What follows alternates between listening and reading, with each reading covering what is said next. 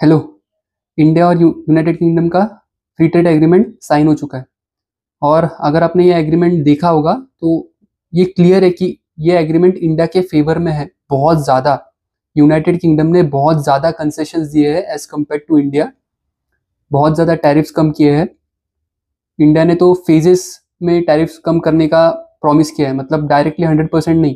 हम लोग phase wise करेंगे, कोटा रखेंगे, उसके हिसाब से धीरे धीरे हम लोग टैरिफ्स वगैरह कम करने वाले हैं। पर यूनाइटेड किंगडम ने ऑलमोस्ट पूरा 99% ऑफ द टैरिफ्स इमीडिएटली कम कर दिए। तो ऐसा क्यों क्यों हुआ है, मतलब यूनाइटेड किंगडम ने इंडिया को इतना कंसेशंस दिया क्यों है?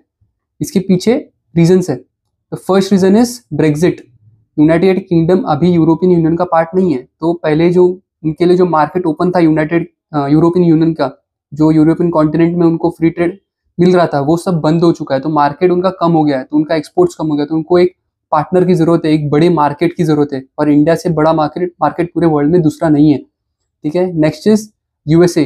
यूएसए अभी हर एक कंट्री पे टैरिफ्स लगाना चालू कर दिया है। तो यूनाइटेड किंगडम को डर है कि हम लोग के ऊपर भी टैरिफ्स लगा दे तो हम लोग का इकोनॉमी और श्रिंक हो जाएगा। एक तो उन लोग का इकोनॉमी ग्रो नहीं हो रहा है, तो अगर और टैरिफ्स किसी दूसरे कंट्री ने लगा दिए तो फिर से उनका इकोनॉमी स्लो डाउन हो जाएगा।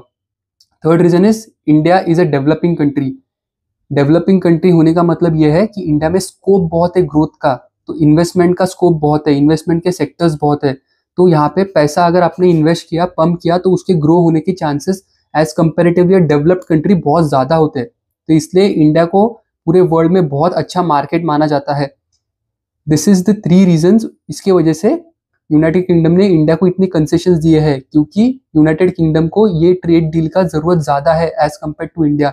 इंडिया ने तो अपना एग्रीकल्चर सेक्टर ओपन नहीं किया है, मरीन का सेक्टर प्रॉपरली ओपन नहीं किया है, फार्मा सेक्टर ओपन किया है पर वो कोटा रख दिया है, कार्स के लिए भी कोटा रख दिया है। तो आपको यूनाइटेड किंगडम्स के गुड्स एंड सर्विसेज मिलेंगे, सस्ते मिलेंगे, बहुत ज़्यादा चीप नहीं होने वाले as compare to UK. UK ने ऑलमोस्ट 99% टैरिफ्स निकाल ही दिए।